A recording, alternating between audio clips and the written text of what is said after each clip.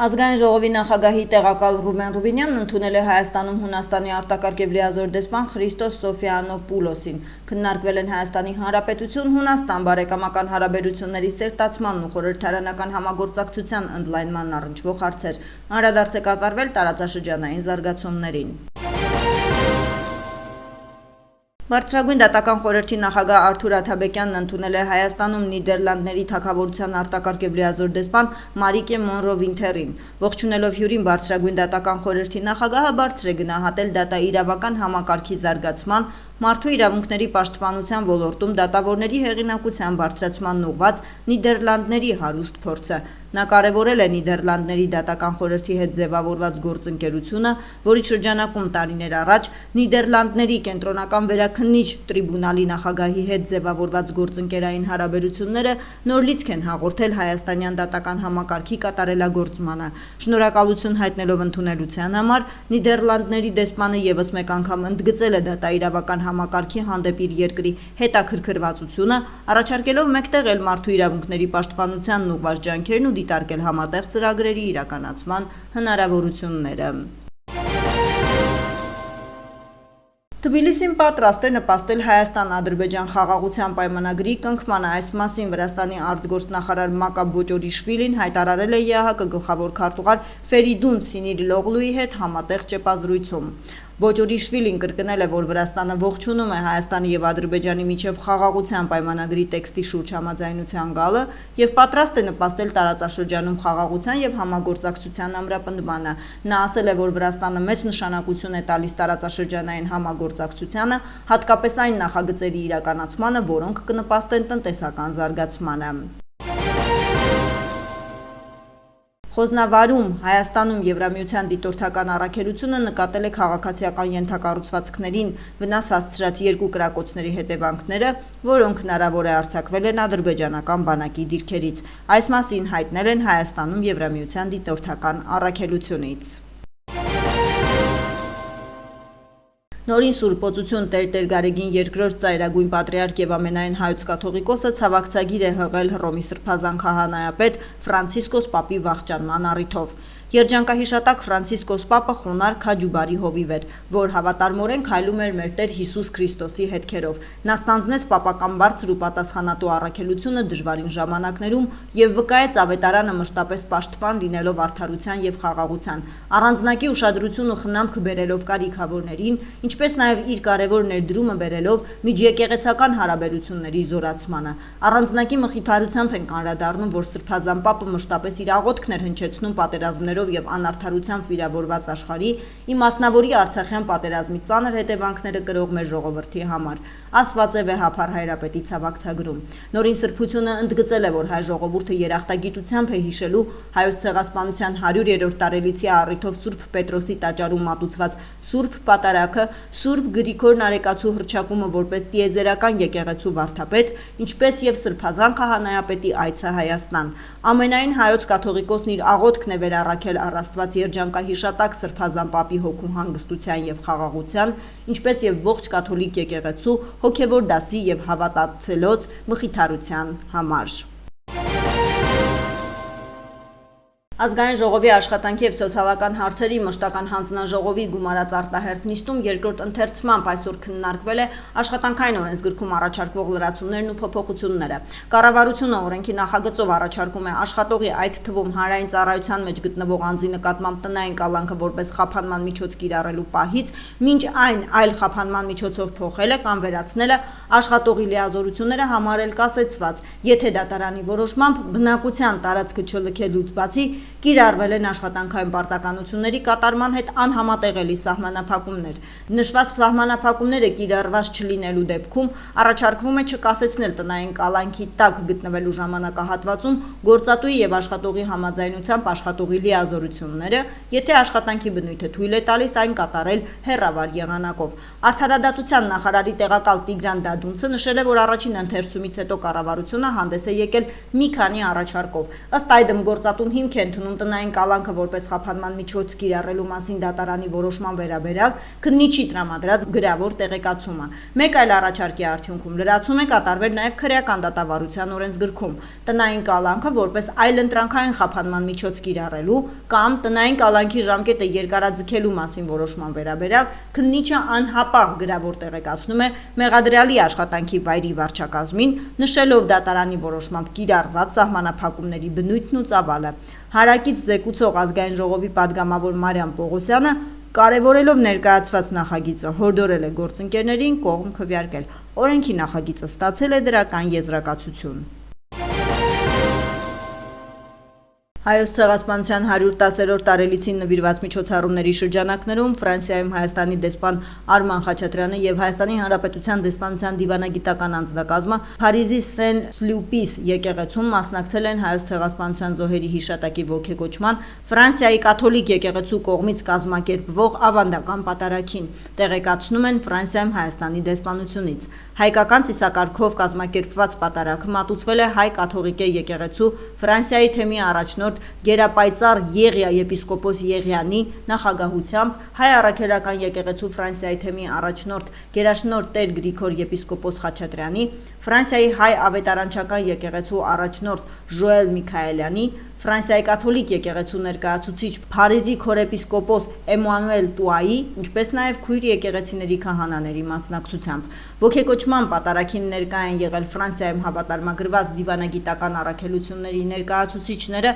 ֆրանսիացի հասարակական ու քաղաքական գործիչներ, ինչպես նաև ֆրանսիահայ համայնքային կազմակերպությունների ներկայացուցիչներ, Ֆրանսիայի Հայ կաթողիկե եկեղեցու հետևորդներ, ֆրանսիացի հարյուրավոր հավատավորներ։ Հայաստանի բնակչությանը կասկածելի արտադրության ալկոհոլային արտադրանքից զերծ պահելու, դրանց անօրինական շրջանառության դեպքերը բացահայտելու ու կանխելու, ինչպես նաև անօրինական դաշտում գործող տնտեսվարողների շահերը պաշտպանելու նպատակով ՊԵԿ հետաքննության և օպերատիվ հետախուզության վարչությունը պարբերաբար ձեռնարկում է օպերատիվ հետախուզական միջոցառումներ։ ՊԵԿ ներքին անվտանգության վարչություն տեղեկություններ է ստացվել այն մասին, որ Կոտայքի մարզի Աբովյան քաղաքում նախկինում գործող ալկոհոլային խմիչքների արտադրական տարածքում իրականացվում է ալկոհոլային խմիչքների քողարկված արտադրություն։ Օպերատիվ տեղեկությունը փոխանցվել է հետաքննության և օպերատիվ հետախուզության վարչություն։ Կեղծ օղիներ արտադրելու և իրացնելու փաստերը բացահայտելու նպատակով մեկնարկել են համատեղ համալիր լայնածավալ օպերատիվ հետախուզական միջոցառումներ։ Հսկիչ գրման արդյունքում ձեռք է բերվել ակցիզային դրոշմանի շերով կամ հսկիչ նույնականացման նշաններով չդրոշմավորված 0.7 լիտր տարողությամբ 10 շիշ ակնհայտ կեղծ օղի։ Օպերատիվ հետախուզական միջոցառումների ընթացքում հետազոտվել է նշված տարածքը, որի արդյունքում հայտնաբերվել են օղու արտադրության կազմակերպման համար նախատեսված սարքավորումներ, տարբեր տնտեսվարողների պիտակներով օղու դատարկ շշեր, խցաններ, ինքնաշեն ֆիլտրեր, տարբեր տարաներով սպիրտային հեղուկներ, 1 տոննա տարողությամբ պողպատյա տարա, որը լցված է եղել սպիրտանման հեղուկով։ Հայտնաբերվել է նաև ակցիզային դրոշմանի շերով կամ հսկիչ նույնականացման նշաններով տարբեր անվանումներով չդրոշմավորված 82 շիշ օղի։ Գործունեության իրականացման ծանուցման մասին Հայաստանի Հանրապետության օրենքի համաձայն օղիների արտադրությունը հանդիսանում է ծանուցման ենթակա գործունեություն եւ արտադրողը պարտավոր է օղիների արտադրության համար ներկայացնել ծանուցում, վճարելով նաև տարեկան պետական տուրքը։ Պարզվել է, որ նշված հասցեում օղու արտադրությունն իրականացվել է առանց ծանուցման, պետությանը պատճառելով առանձնապես խոշոր չափի վնաս։ Ձեռքբերված տեղեկություններով կատարվել է պետությանը պատճառված վնասի նախնական հաշվարկ եւ առերևույթ հանցանքի մասին հաղորդում է ներկայացվել Հայաստանի Հանրապետության քննչական կոմիտեի տնտեսական հանցագործությունների եւ մաքսանենգությունների քննության գլխավոր վարչություն, որտեղ Հայաստանի Հանրապետության քրեական օրենսգրքի համապատասխան հոդվածի հատկանիշներով նախաձեռնվել է քրեական վարույթ։ Հայաստանի Հանրապետության պետական եկամուտների կոմիտեն հորդորում է զերծ մնալ կեղծ ալկոհոլային խմիչքների ապօրինի արտադրության եւ իրացման գործունեություն իրականացնելուց։ Հիշեցնենք, որ անհայծակում ունեցող կեղծ ալկոհոլային խմիչքների ձեռքբերումից խուսափելու նպատակով քաղաքացիները կարող են օգտվել հսկիչ նույնականացման նշանների սկանավորման իմար բջջային հավելվածից, այդ կերպ զերծ մնալով վտանգավոր հետևանքներից։ Ազգային ժողովը երկրորդ ընթերցմամբ եւ ամբողջությամբ ընդունել է Հայաստանի Հանրապետության հարկային օրենսգրքի փոփոխությունները եւ ֆիզիկական անձանց կողմից 2024 թվականի համար հայտարարագիր ներկայացնելու ժամկետը մայիսի 1-ից երկարաձգել մինչեւ նոյեմբերի 1-ը։ Օրինագիծն ընդունվել է 60 կողմ 1/29 ձեռնպահ ձայներով։ 2024 թվականի հայտարարագրի ներկայացման վերջնաժամկետ է սահմանվել 2026 թվականի մարտի 2-ը։ Մինչև նոյեմբերի 1-ը հայտարարագիր չներկայացնելու համար նախատեսված է նախազգուշացում։ Այդ ընթացքում ՊԵԿ-ը քաղաքացուն պարբերաբար կհարցնի, թե ինչով կարող է օգնել։ Եթե քաղաքացին 30 օրվա ընթացքում հայտարարագիր չներկայացնի, ապա տուգանքը կլինի խորհրդանշական 5000 դրամ։ Եթե այս ժամկետն էլ չարաշահվի եւս 30 օրով, ապա տուգանքը կկրկնապատկվի կազմելով 10000 դրամ։ Հիշեցնենք, որ վարձու աշխատող, ինչպես նաև քաղաքացի իրավական պայմանագրերի շրջանակում հարկվող եկամուտ ստացած քաղաքացիները պետք է հայտարարագիր ներկայացնեին մինչև մայիսի 1-ը։ Ավելի ուշ հայտարարագիր լրացնելու ժամկետը երկարաձգվեց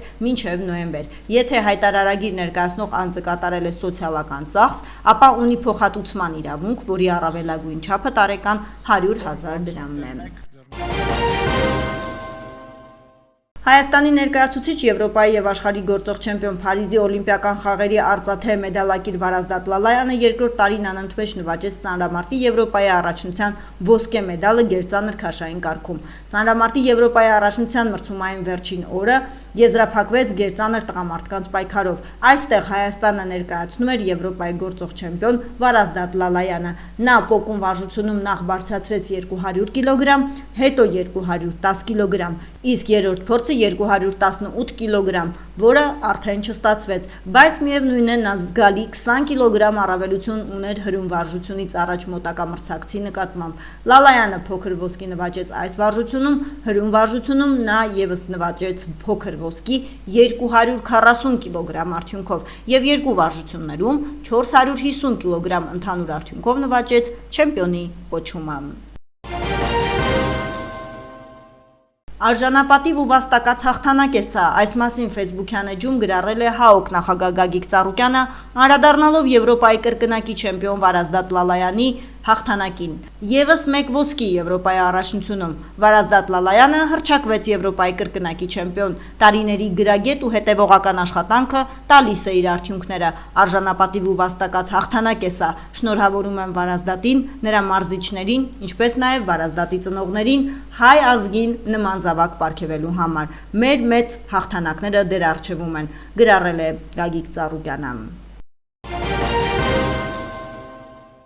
Ներքին գործերի նախարարի տեղակալ Արմեն Ղազարյանը ապրիլի 18-ին ընդունել է մոնիթորինգային այցով Հայաստանում գտնվող Եվրոպական խորհրդի մարդկանց թրաֆիքինգի դեմ պայքարի հարցերով փորձագիտական խմբի պատվիրակությանը։ Հանդիպմանը ներկա էին ներքին գործերի նախարարության, ինչպես նաև շահագրգիռ այլ գերատեսչությունների ներկայացուցիչներ։ Արմեն Ղազարյանը ներկայացրել է ոստիկանության, միգրացիայի եւ քաղաքացիության ծառայության դերակատարումը մարդկանց թրաֆիքինգի կանխարգելման եւ դրա դեմ պայքարի ուղղությամբ տարվող աշխատանքներում։ Փոխնախարարը նշել է, որ այս ցանցատեսակի դեմ արդյունավետ պայքարը նախարարության օրակարգում է սահմանային կառավարման եւ կանխարգելման քաղաքականության շրջանակում։ Արմեն Ղազարյանը կարևորել է միջգերատեսչական համագործակցությունը հասարակության անվտանգության ապահովման տեսանկյունից, առանձնացնելով միգրացիոն, ոստիկանական եւ սահմանապահ առաքելություն իրականացնող մարմինների վարած միասնական քաղաքականությունն ու համատեղ նախաձեռնությունները։ Ներկայացվել են թրաֆիքինգի դեմ պայքարում նախարարության գործուն քայլերը, ինչպես նաեւ այդ ուղղությամբ ոստիկանության եւ միգրացիայի ու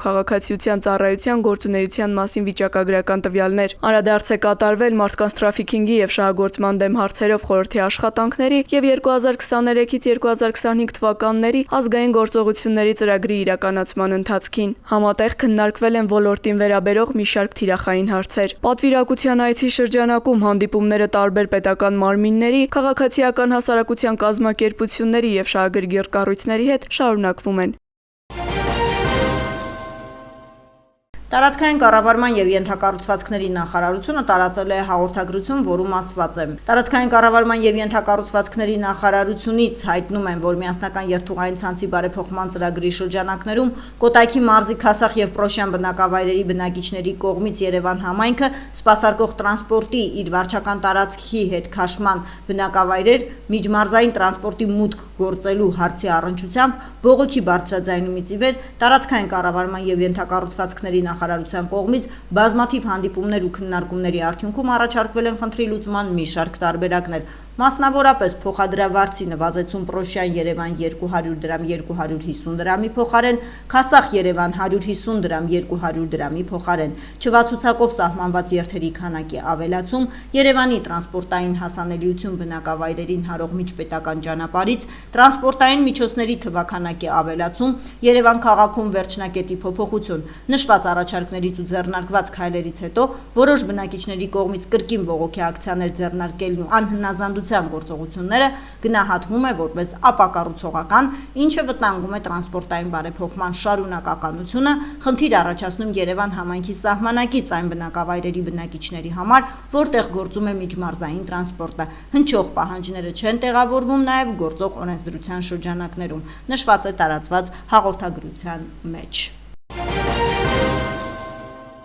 Ապրիլի 18-ին տեղի է ունեցել ներքին գործերի նախարարության կարգապահական հանձնաժողովի հերթական նիստը, որը վարում էր հանձնաժողովի նախագահ, ներքին գործերի նախարարության գլխավոր քարտուղար Արա Ֆիդանյանը։ Մասնակցում էին ներքին գործերի նախարարության, համայնքային ոստիկանության գլխավոր վարչության պետ, ոստիկանության պետի տեղակալը, փրկարար ծառայության տնօրենի տեղակալը, ռազմավարական պլանավորման, քաղաքականության մշակման եւ մոնիթորինգի վարչության պետի պարտականությունները ժամանակավոր կատարողը, ինչպես նաեւ ներքին գործերի նախարարության կարգապահական հանձնաժողովում ընդգրկված հասարակական կազմակերպությունների ներկայացուցիչներ։ Նիստի ընթացքում ուսումնասիրվեցին եւ քննարկվեցին ոստիկանության 5 աշխատակցի նկատմամբ իրականացված ծառայողական քննության նյութերն ու եզրակացությունները։ Ներքին գործերի նախարարության կարգապահական հանձնաժողովը փաստական հանգամանքները վերլուծելուց հետո որոշում կայացրեց միջնորդել ծառայողական քննությունը նշանակած պաշտոնատար անձանց ոստիկանության 3 ծառայողի նկատմամբ կիրառել ոստիկանությունից ազատում, իսկ 2 ծառայողի նկատմամբ խիստ նկատողություն կարգապահական տույժը։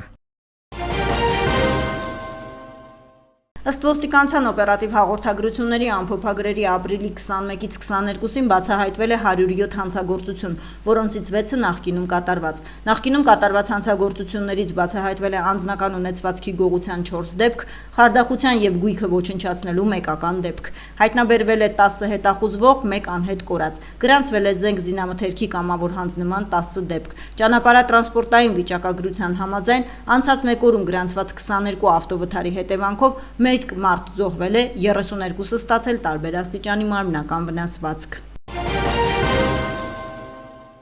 Ապրիլի 22-ին ավտովթար է տեղի ունեցել Կոտայքի մարզում, փոխանցում է Շամշան Քոմը, ժամը 11:30-ի սահմաններում Եղվարդ աշտարակ ավտոճանապարհի 7-րդ կիլոմետրի հատվածում բախվել են Mercedes եւ Ford Transit մակնիշի ավտոմեքենաները։ Վթարի հետևանքով 4 հոգի, որոնց առաջին օգնության են հասել քաղաքացիները եւ ըստ քաղաքացիների հայտնածի օպերատիվ ժամանած ներքին գործերի նախարարության ոստիկանության բարեկային ծառայության Կոտայքի եւ Արագածոտնի մարզերի գումարտակների պարեկները եւ շտապ օգնության բժիշկները տեղափոխվել են աշտարակ բժշկական կենտրոն։ Բախման հետևանքով Ֆորդը, որը բարձված է եղել վառելափայտով գլխի վայր շրջվել է, վիրավորներից 2-ը մանկահասակներ են։ Քրեական ոստիկանության կազմակերպված հանցավորության դեմ պայքարի վարչության ծառայողները ստացել էին օպերատիվ տեղեկություն, որ սահմանափակ պատասխանատվության մի ընկերության 64-ամյա տնօրենը 2023 թվականի հունվարից մինչ օրս, խախտելով ընդերքի պահպանման եւ օգտագործման կանոնները, կազմակերպել եւ իրականացրել է անդեզիտաբազալտի ապօրինի արդյունահանում։ Պարզվել է, որ ընկերությունն ունեցել է միայն Կոտայքի մարզի Եղվարդ քաղաքի աշտարակի խճուղում գտնվող 3.1 հեկտարի վրա արդյունահանում իրականացնելու թույլտվություն։ Այնինչ հարակից շուրջ 5 եւ 13 հեկտար հողատարածքներում, որոնք համապատասխանաբար համայնքի եւ մի քաղաքացու սեփականությունն են, նույնպես արդյունահանել է շուրջ 13,000 խորանարդ մետր անդեզիտաբազալտ, այն տեղափոխել համայնքային հողատարածքում գտնվող տեսակավորման կետ եւ իրացրել 49 միլիոն դրամի հանույթ, պետությանը պատճառելով առանձնապես խոշոր չափերի վնաս։ Դեպքի առթիվ Կոտայքի մարզային քննչական վարչությունում նախաձեռնվել է քրեական վարույթ քրեական օրենսգրքի 3 հոդվածի ապօրինի ձեռնարկատիրական գործունեության, հարկերը, տուրքերը կամ այլ վճարները չվճարելու եւ ընդերքի պահպանման կամ օգտագործման պահանջները խախտելու հատկանիշներով։ Ծանուցում ենթադրյալ հանցանքի մեջ կասկածվողը կամ մեղադրվողը համարվում է անմեղ, քանի դեռ նրա մեղավորությունը ապացուցված չէ Հայաստանի Հանրապետության քրեական դատավարության օրենսգրքով սահմանված կարգով, դատարանի օրինական ուժի մեջ մտած դատավճռով։ Իրանը պատրաստ է Ամերիկայի Միացյալ Նահանգների հետ կնքել միջուկային համաձայնագիր հավասար պայմաններով, եթե հարգվեն Իսլամական Հանրապետության ազգային շահերը, ինչպես փոխանցում է ՌԻԱ Նովոստի գործակալությունը, այս մասին հայտարարել է Իրանի նախագահ Մասուդ Փեզեշքյանը։ Միացյալ Նահանգների հետ բանակցությունների հետ կապված որոշակի սահմաններում եւ ազգային շահերից ելնելով մենք պատրաստ ենք համաձայնության, բայց եթե նրանք չցանկանան մեզ հետ հավասար պայմաններով գործարք կնքել, մենք կշարունակենք գնալ մեր ճանապարհով, ասել է նա։ Ուկրաինան պատրաստ է երկխոսության Ռուսաստանի հետ մասնակի քաղաքացիական օբյեկտներին հեռահար հարվածների արգելք ներառող հրադադար սկսելու համար։ Այս մասին տեսաուղերձում հայտարարել է Ուկրաինայի նախագահ Վլադիմիր Զելենսկին։ Պետության ղեկավարը նշել է, որ Սուրբ Զատիկից հետո ամբողջ աշխարհը տեսնում է մարտերի շարունակման իրական պատճառը։ Նրա խոսքով պատերազմի իրական աղբյուրը Ռուսաստանն է։ Ուկրաինայի նախագահը հիշեցրել է, որ Զատկի տոնին օդային հարվածների ազդանշաններ չեն եղել, իսկ ռազմաճակատի որոշ հատվածներ գործողությունները դադարեցվել են։ Սա նշանակում է, որ զինադադարը հնարավոր է, երբ Ռուսաստանը համաձայնի դրան։ Պետության ղեկավարը բացատրել է, որ նման զինադադարի հասնելու ամենահեշտ ճանապարհը հրթիռային եւ հեռահար անօդաչու թռչող սարքերի հարվածների դադարեցումն է։ Սա ավտոմատ կերպով երաշխավորում է բոլոր քաղաքացիական ենթակառուցվածքների անվտանգությունը։ Հիդրոթերապևտաբանության եւ մոնիտորինգի կենտրոնից տեղեկացնում են հանրապետության տարածքում ապրիլի 23-ին 25-ին շրջանների զգալի մասում, 24-ին 26-ից 27-ին առանձին շրջաններում սպասվում է կարճատև անձրև եւ ամպրոպ, 23-ին եւ 25-ին առանձին վայրերում հորդառատ, քամին հարավ-արևմտյան 2-ից 5 մետր վարկյան արագությամբ։ Առանձին վայրերում սպասվում է քամուշ գնացում, ապրիլի 23-ից 24-ին, 26-ից 27-ին 15-ից 18 մետր վարկյան արագությամբ, ապրիլի 25-ին 18-ից 22 մետր վարկյան արագությամբ։ Օդի ջերմաստիճանը ապրիլի 23-ից 3-ը կնվազի 4-ից 5 աստիճանով, իսկ ապրիլի 24-ից 3-ը նույնքան կբարձրանա։